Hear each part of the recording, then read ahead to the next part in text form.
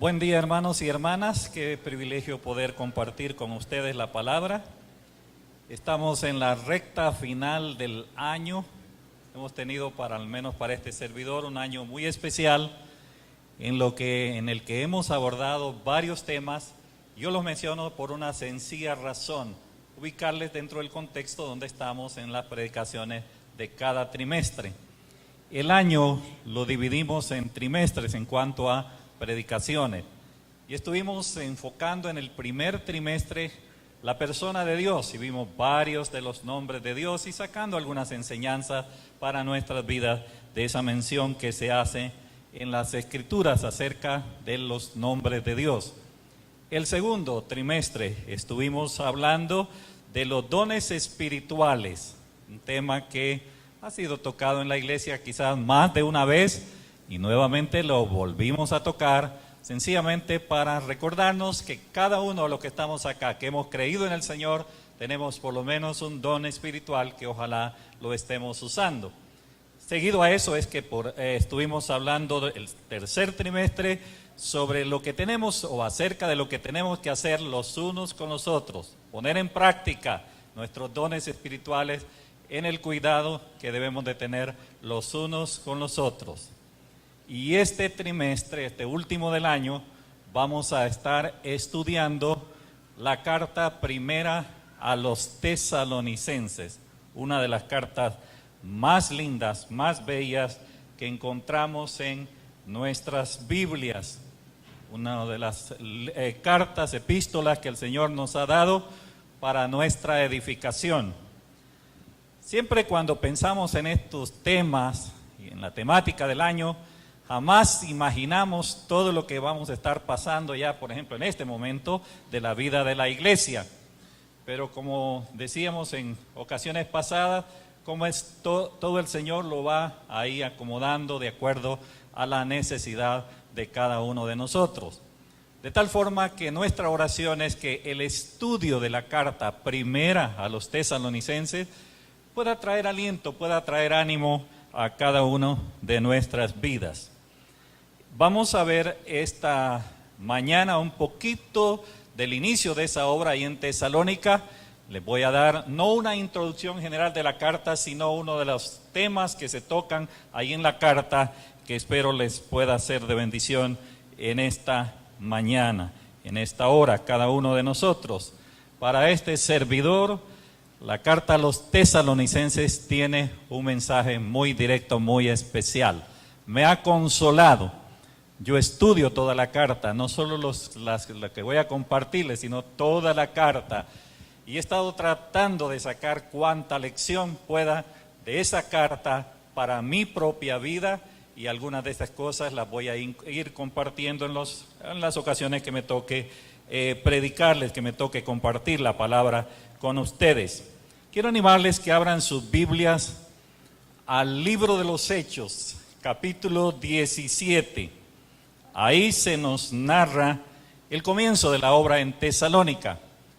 Y quiero que le presten suma atención a este pasaje, porque si ustedes entienden un poquito ahí, se compenetran un poco de lo que dice ahí, será fácil, bastante fácil entender la carta primera a los tesalonicenses. Vamos a leer el pasaje porque sí vale la pena hacerlo en esta hora. Carta primera a los tesalonicenses, capítulo 17, los versículos 1 al 8. Dice de la manera siguiente: pasando por Anfípolis y Apolonia, llegaron a Tesalónica, donde había una sinagoga de los judíos. Y Pablo, como acostumbraba, fue a ellos, y por 3 días de reposo discutió con ellos, declarando y exponiendo por medio de las Escrituras que era necesario que el Cristo padeciese y resucitase de los muertos, y que Jesús, a quien yo os anuncio, decía él, es el Cristo. Algunos de ellos creyeron y se juntaron con Pablo y con Silas, y de los griegos piadosos gran número, y mujeres nobles no pocas. Entonces los judíos que no creían, teniendo celos, tomaron consigo a algunos ociosos, hombres malos, y juntando una turba, alborotaron la ciudad y asaltaron la casa de Jasón, procuraban sacarlos al pueblo, pero no hallándolos, trajeron a Jasón y a algunos de los hermanos ante las autoridades de la ciudad, gritando: estos son los que trastornan el mundo entero, también han venido acá, y a los cuales Jasón ha recibido, y todos estos contravienen los decretos de César, diciendo que no hay otro rey, Jesús. Y alborotaron al pueblo y las autoridades de la ciudad, oyendo estas cosas, pero obtenida fianza de Jasón y de los demás, los soltaron. Interesante pasaje que ya vamos a ver, pero oremos un momento. Padre, estamos aquí en tu presencia, hemos abierto tu palabra, ahora solo suplicamos que tu Espíritu pueda aplicar esa palabra tuya a la necesidad de cada uno de los que estamos aquí. Cada uno de mis hermanos ha venido con el propósito, sí, de adorarte, pero de escuchar palabra tuya. Y queremos que esa palabra pueda ser eficaz en cada una de nuestras vidas. Dame claridad, dame entendimiento para poder comunicar solo aquello que tú quieres comunicar a tu pueblo en esta hora. Gracias por tu presencia con nosotros y permitirnos ya tener un tiempo tan lindo de adoración, de oración y de comunión. Pero ahora queremos centrarnos en tu palabra. Lo rogamos y las gracias te damos en nombre de Cristo. Amén.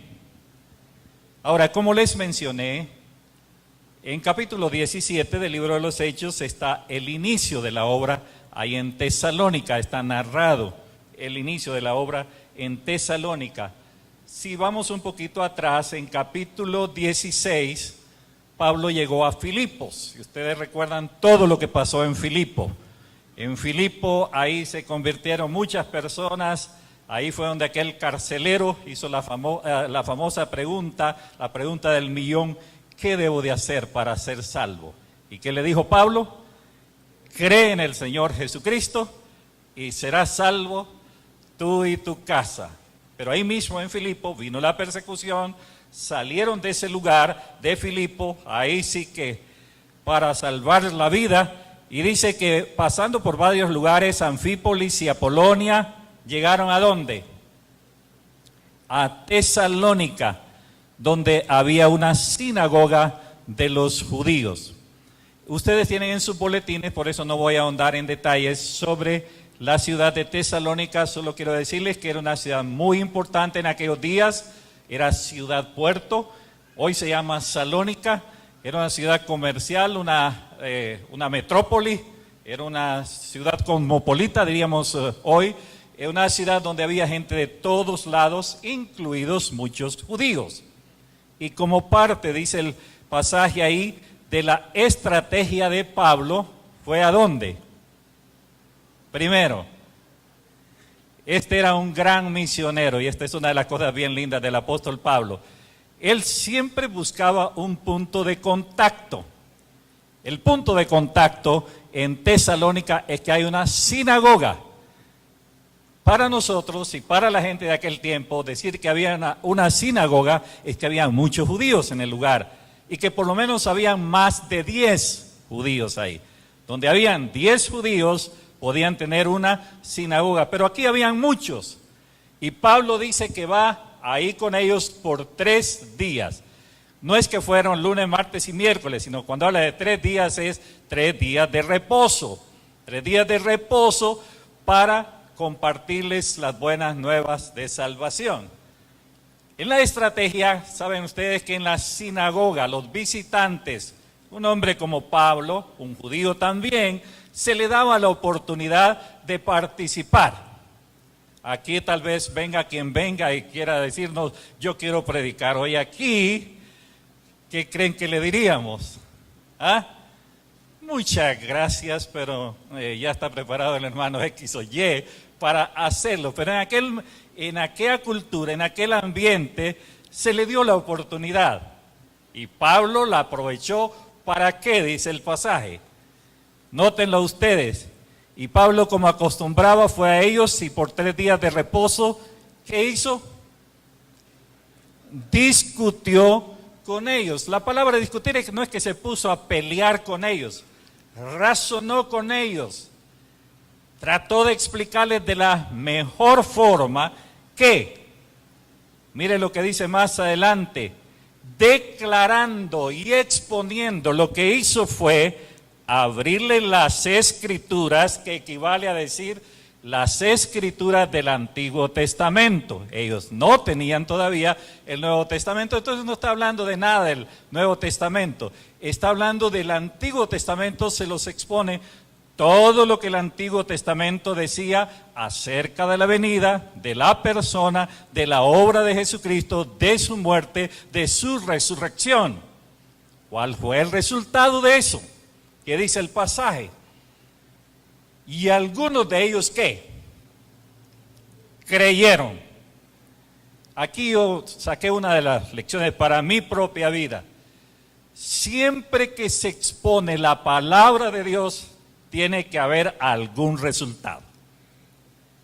Si ustedes dicen, todos ustedes dicen, qué árido estuvo todo este mensaje ahora, no entendí ni papa. No Marcos Papa, ¿verdad? No entendí nada. Yo voy vacío, tan vacío, más vacío de lo que vine. Acá quiere decir que algo está pasando o en el que comunica la palabra o en los que receptores de la palabra. Si me atrevería a decir, si no pasa nada hoy,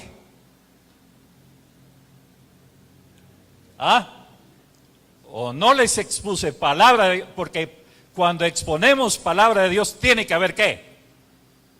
Alguna reacción. ¿Cuál fue la reacción allá? Dice que algunos ¿qué?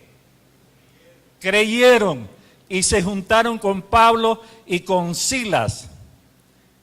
Y note una cosa, los primeros que se habla que creyeron probablemente son judíos, que creyeron al exponerle el Antiguo Testamento, todo lo que decía acerca del Mesías, que Él es el Cristo, el Hijo de Dios, que murió, que resucitó.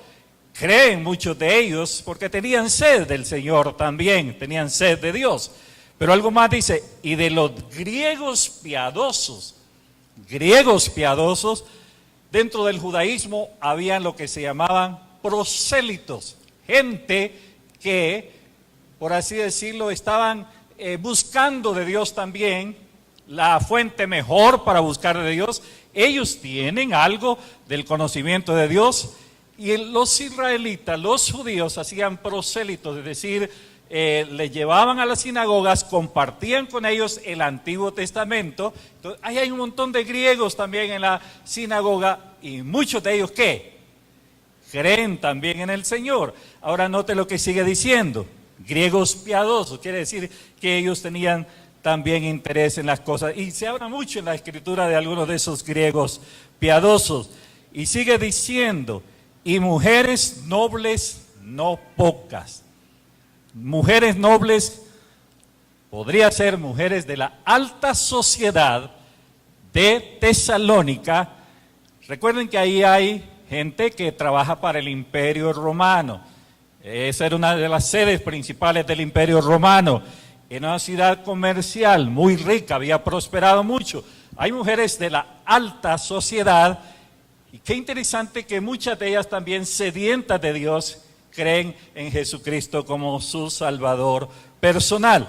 Sigue diciendo el pasaje. Mire lo que pasó. Entonces los judíos que no creían, teniendo celos, tomaron consigo a algunos que, diríamos hoy día, la mara pues, ya, hombres malos, hombres perversos que los han habido, siempre los habrán.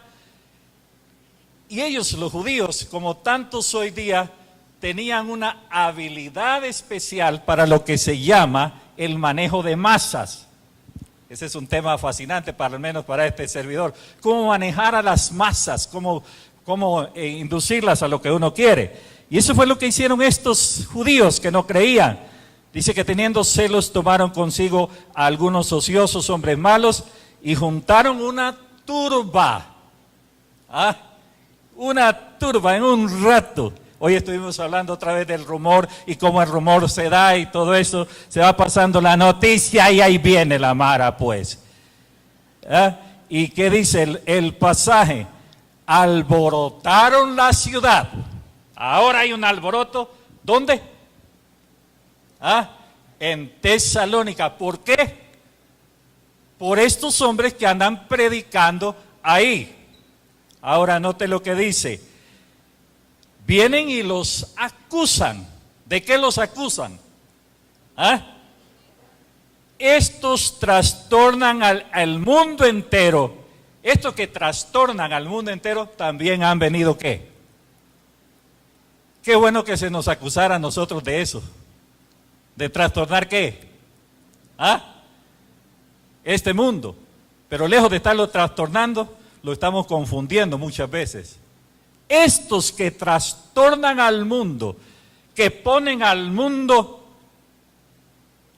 la palabra no se me viene la técnica, pero se me viene la vulgar, patas arriba. Estos que le están dando vuelta a este mundo, que están trastornando la ciudad, que dice el pasaje, a los cuales ¿qué? Pobre, dentro de los que creyeron estaba un hombre que se llamaba ¿cómo? Jasón. Dentro de ahí está ¿qué? El tal Jasón, él hasta los ha hospedado en su casa. ¿Ya? Estos que trastornan al mundo, que están en contra del César, esa era la acusación mayor, porque que trastornan al mundo tal vez no tenía gran peso, pero los están acusando de ser sediciosos. Estos están ¿contra quién? Contra el César, diciendo que hay otro rey. Y el único rey que nosotros reconocemos es César. Y ahora están tocando el orgullo ¿de quién? De los romanos. ¿Y qué hacen con el pobre Jasón? Note lo que dice el pasaje. Y todos estos contravienen los decretos de César diciendo que hay otro rey, Jesús. Y alborotaron al pueblo y a las autoridades de alborotaron al pueblo y a las autoridades de la ciudad, oyendo estas cosas. Pero obtenida fianza de Jasón y de los demás, los soltaron.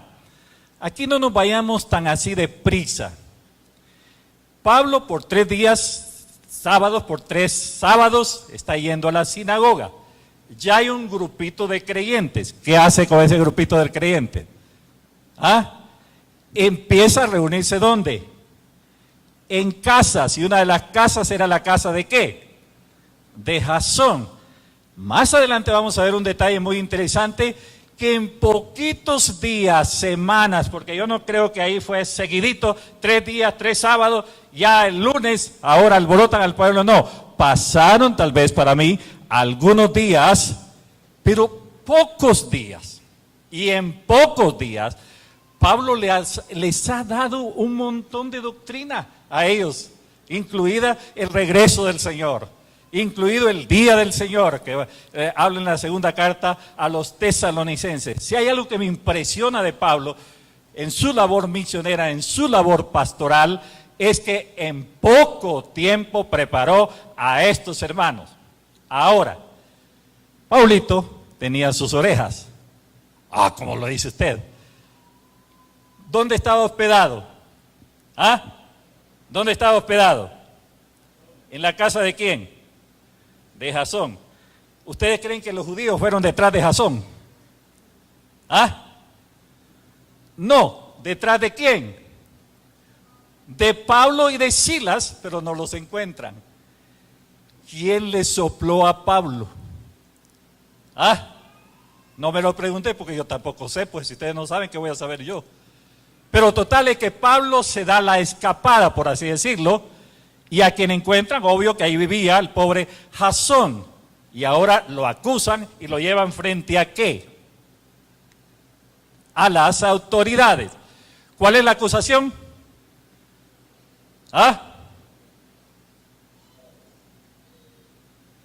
¿Estos qué? Estos están trastornando el mundo. Estos contravienen los decretos del César. Así que aquí se los traemos. Estos son unos perversos, son unos malvados. Estos merecen hasta morir si es necesario. Ahora, las autoridades, ¿qué autoridades? Roma daba cierta potestad a estas ciudades como Tesalónica, como Corinto y otras ciudades, ciertos derechos de regirse por sus propias leyes sin traspasar las leyes romanas. Ahora, lo llevan, aquí están estos están alborotando la ciudad, ustedes tienen que castigarlos, que esto y que lo otro. Pero obtienen, interesante lo que dice el pasaje, ¿fianza de quién? ¿Ah? De Jasón y de los hermanos. Fianza, aquí no es tanto aspecto monetario que dieron 800 denarios para salir libres. La fianza más bien es Jasón. Imaginemos que mi querido hermano que me tiró una pedradita ahí cuando dijo que no había venido, que ahora se la devuelvo yo, ¿verdad? Jasón. Si Pablo no se va de esta ciudad o vuelve a esta ciudad, ¿sabes qué, Jasón? Esa era la fianza en cierto sentido, es decir, la seguridad, la certeza que Pablo, ¿qué? Va a desaparecer ¿de qué? Del mapa. Y Pablo, que no era, sí era manso, pero no era tan menso, desaparece de la ciudad. Pero aquí quedan ¿qué? ¿Ah? Hermanitos nuevos en la fe. Qué ingrato ese pastor. Deja a los pobres hermanitos de la fe. Pablo era lo prudente que tenía que hacer en ese momento. Ahora, fíjense bien, esos hermanitos en la fe, recién convertidos, tienen un montón de luchas. Recuerde su trasfondo, no lo recuerde porque no se los he dicho tampoco. Vienen de un trasfondo de paganismo, los griegos, de judaísmo los otros, las mujeres nobles a saber qué luchas tenían y todo lo demás. Ese es el grupito de creyentes, pero que se hacen miles de preguntas. Y una de las muchas preguntas es, porque la persecución fue tan recia, tan fuerte, tan grande, que algunos pobres hermanos hasta murieron. Y la pregunta del millón que ellos se van a hacer es, ¿y este hermanito X o Y que murió va a tomar parte cuando el Señor venga por su iglesia? Mire qué preguntas tan profundas, teológicas, que se están haciendo nuevos creyentes en la fe. Ahora, Pablo en una buena parte, no es todo de la carta, va a responder eso, esa preguntita que los hermanos se están haciendo. Apóstol Pablo, sí nos enseñó bastante, pero ¿cómo es que se debe de vivir la vida cristiana? Va a responderles en una buena parte en la primera carta de Pablo a los tesalonicenses. Y un sinfín de preguntas que tal vez tenían en la mente estos queridos hermanos. En la medida que estudiemos la carta, y no lo pierdan por favor de vista, recuerden que es un grupito de creyentes. Imaginemos ahora que este es el grupito de Tesalónica y que tiene un sinfín de preguntas relacionadas con ¿qué? La vida cristiana, el regreso del Señor, la pureza en la vida cristiana, la esperanza del cristiano, una cantidad de preguntas que quizás no las va a responder todas Pablo, pero una buena parte estarán respondidas en la primera carta a los tesalonicenses. Y si se queda picado usted, como decimos, lea también la segunda carta, donde Pablo todavía explica algunas otras cosas. Quiero animarles con todo mi corazón.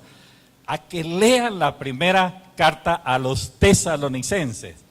Especialmente va dirigida a ellos, sí, pero es para todos nosotros y dirigida en un momento muy especial. Hermanos que están pasando pruebas duras en su vida cristiana, muy parecidos a los de IBEC. ¿Pasando qué? Pruebas duras en la vida.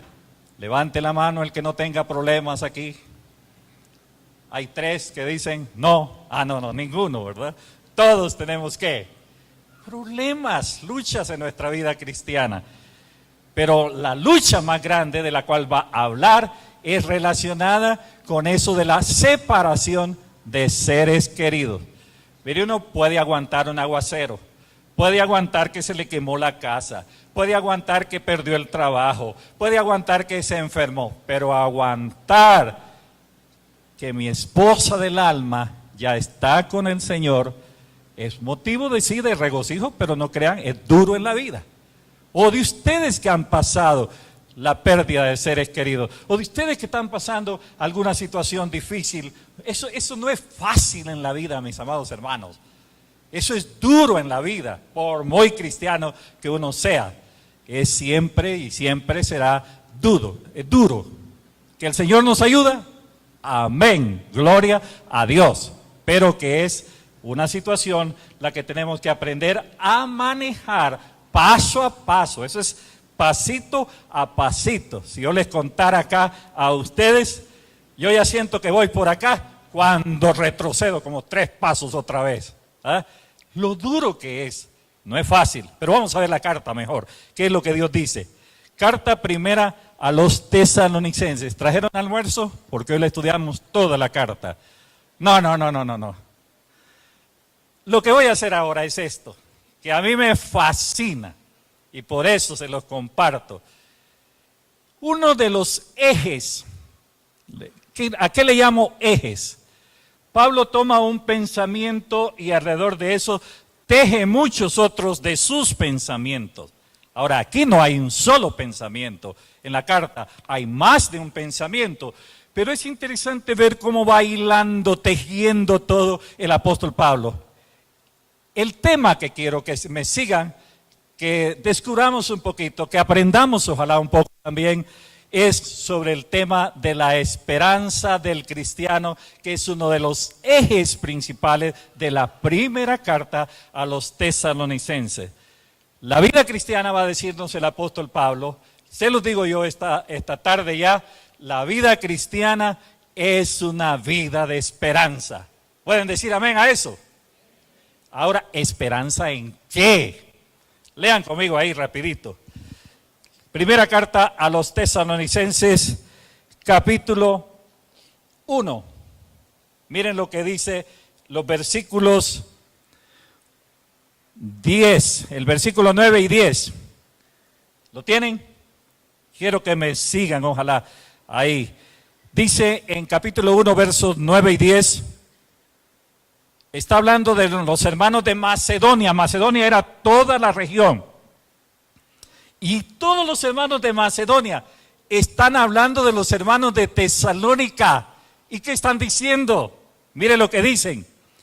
Porque ellos mismos, hablando de los de Macedonia, cuentan de nosotros la manera en que nos recibisteis y cómo que os convertisteis de los ídolos a Dios para servir al Dios vivo y verdadero. ¿Y qué? Y esperar de los cielos a su Hijo, al cual resucitó de los muertos, a Jesús, quien nos libra de la ira que ellos, los de Macedonia, toda la región, todos los del departamento de Guatemala, están hablando de ese grupito que se reúne ahí, Cuarta Calle 13-83, sector B2. Qué lindo sería, ¿eh? ¿Cómo es que esos hombres, esas mujeres se convirtieron? ¿De qué? De los ídolos a Dios. Ídolos aquí, hermanos, no solo es imágenes. Nosotros andamos perdidos a veces pensando que ídolos son imagen. con todo el respeto que ustedes se merecen, ustedes y este servidor tenemos algunos ídolos. ¿Ah? ¿Cuántos son ídolos del santo Cristiano Ronaldo? ¿Ah? ¿Cuántos adoran al Dios Mamón? ¿Ah? ¿Cuántos adoran a la hermanita, qué? La del momento, la cantante del momento. ¿Ah? Bueno, no tienen ustedes. Pero tenemos una... ¿Saben que yo les he compartido alguna otra vez lo que decía un teólogo? Eso no lo dijo ahí alguien en la calle, lo dijo un teólogo. Ídolo es todo aquello que ocupa el lugar que al Señor le pertenece en nuestros corazones. Todo lo que ocupa el lugar que al Señor le pertenece en nuestros corazones puede convertirse en ¿qué? Puede, dije, convertirse en un ídolo. ¿Un hijo se puede convertir en ídolo o no? ¿Ah? ¿La esposita se puede convertir en la virgen? ¿Ah?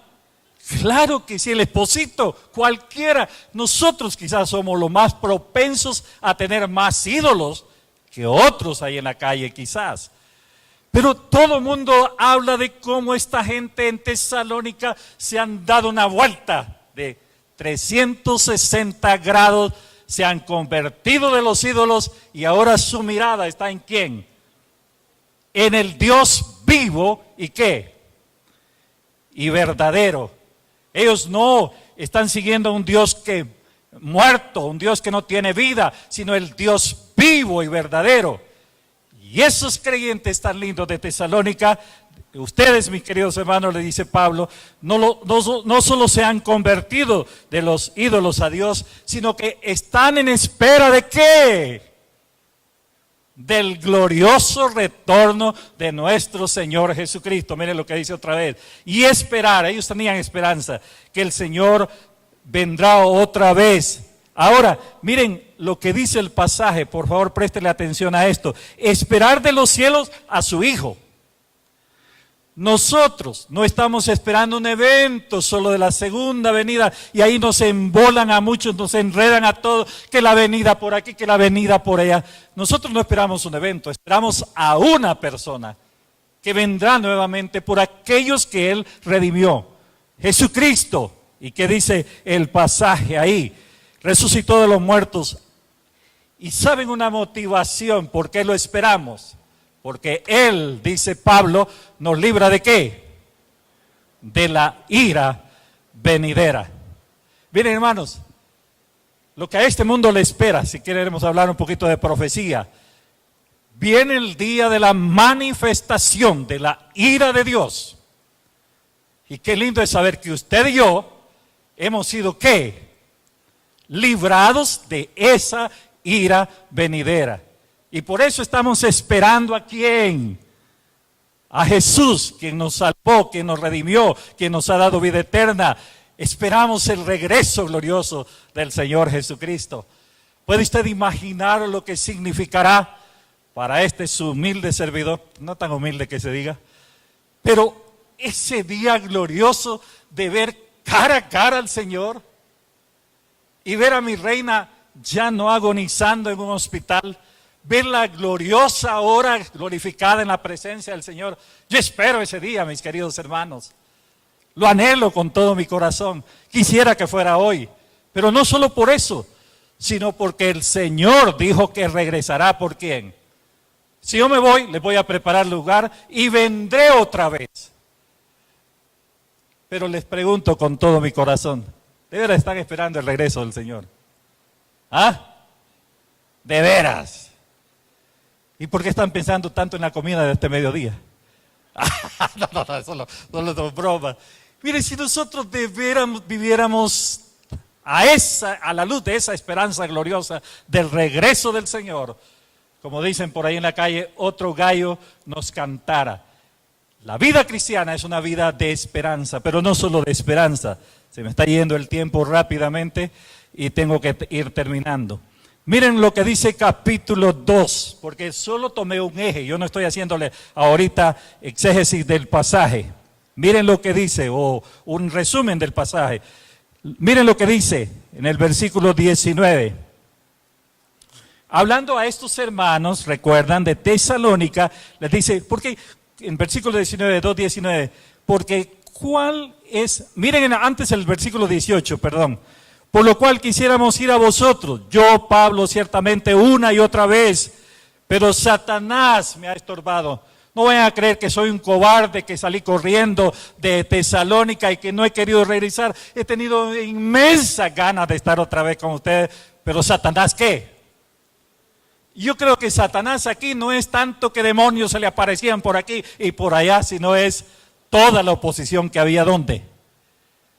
Y el pobre hermano que había empeñado su palabra, el pobre Jasón, que si regresa Pablo, ¿qué?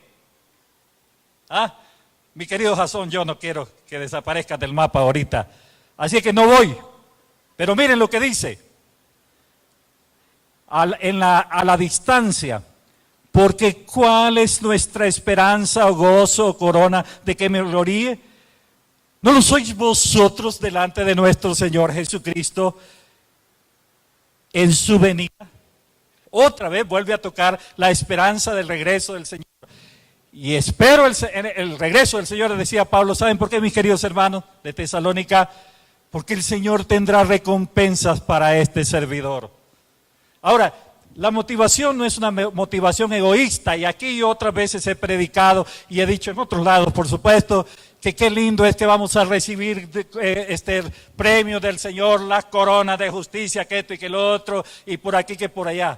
Pero ¿cuál es realmente lo que Pablo, en qué está pensando realmente Pablo? Mis amados hermanos de Tesalónica, saben que estoy a la expectativa. El día cuando esos queridos hermanos que han muerto ahí en Tesalónica, los vea allá en la presencia del Señor y me goce viendo la obra de Dios, y me goce no solo 2, 3 días, una semana, un mes, me goce por la eternidad, viendo a ustedes, a esos hermanos que han muerto, como el galardón más grandioso de la obra poderosa de Cristo en la cruz del Calvario. Espero ese día glorioso, de esa recompensa, no tanto recibir algo del Señor, sino ver el fruto del trabajo que hemos realizado para el Señor. Nunca se me olvida, en el hospital donde trabajé, me acerqué a una ancianita, ella había perdido su vista, y le empecé a hablar del Señor. Y ella me dice, no me miraba, no sabía quién era, y me dice, tengo una pregunta que hacerle. Todavía trabaja aquí don Roberto Munguía. ¿Cuál creen que fue la tentación en ese momento? Aquí está enfrente suya, no lo puede ver, pero lo puede tocar. Esa era la tentación humana. ¿Y por qué quiere saber de ese Roberto Munguía?, le pregunté yo. Me dice, hace 20 años yo estuve en ese hospital. Grave. El Señor me sanó, pero la sanidad más grande que yo recibí fue haber recibido a Jesucristo como mi Salvador personal, y don Roberto me llevó a los pies del Señor.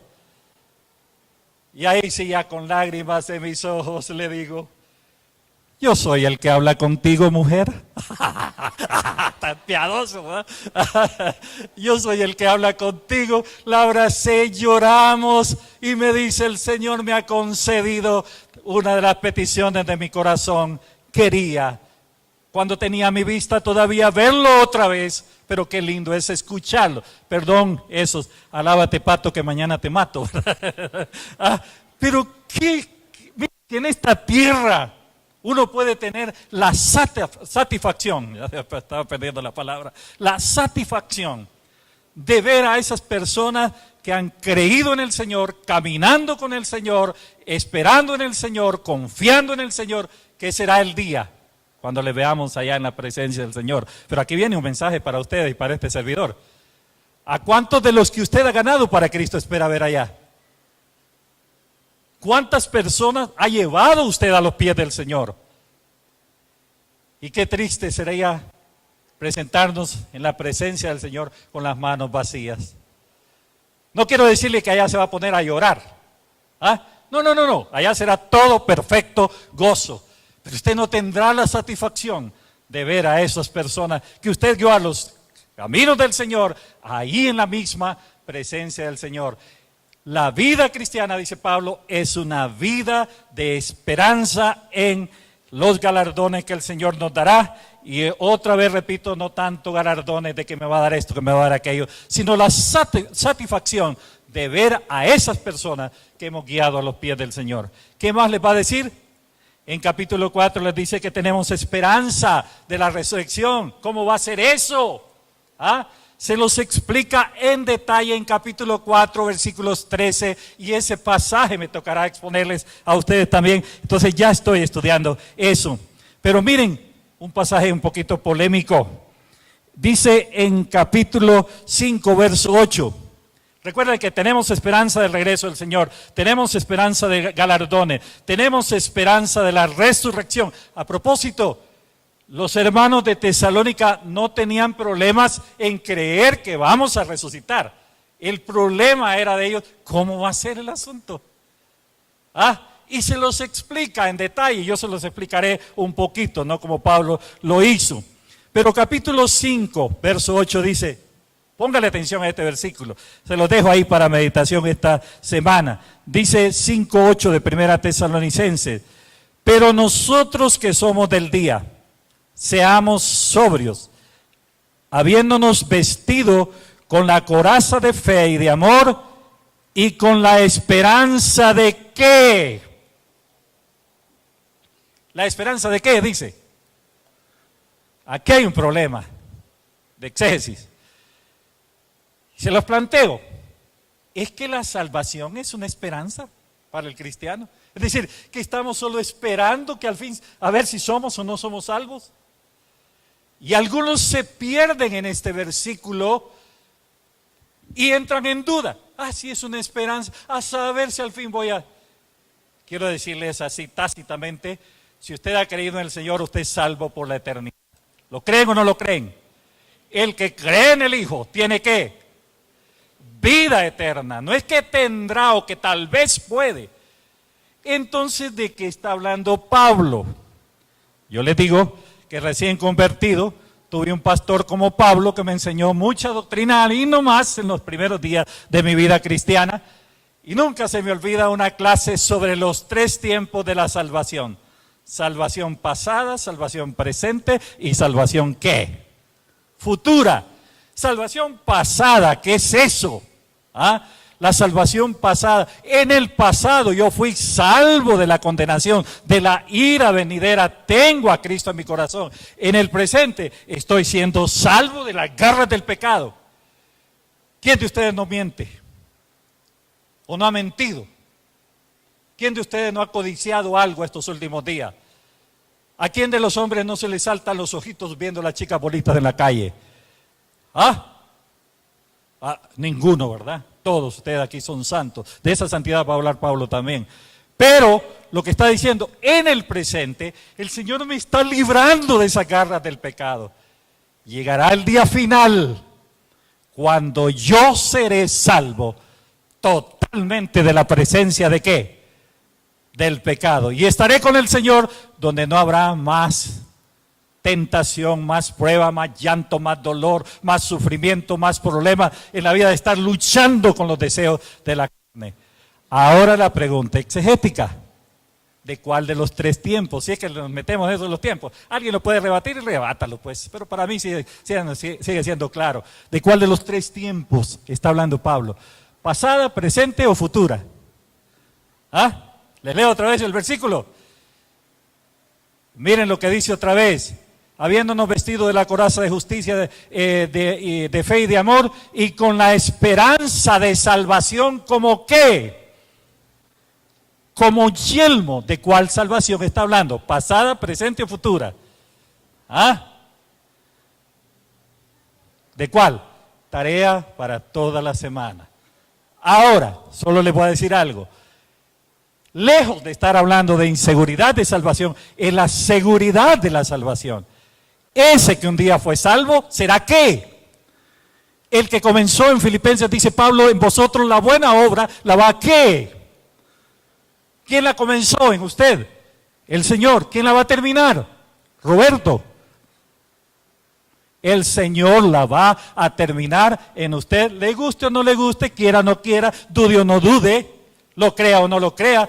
Usted de veras un día creyó en Jesucristo, Dios está haciendo la obra en su vida y en mi vida y la culminará.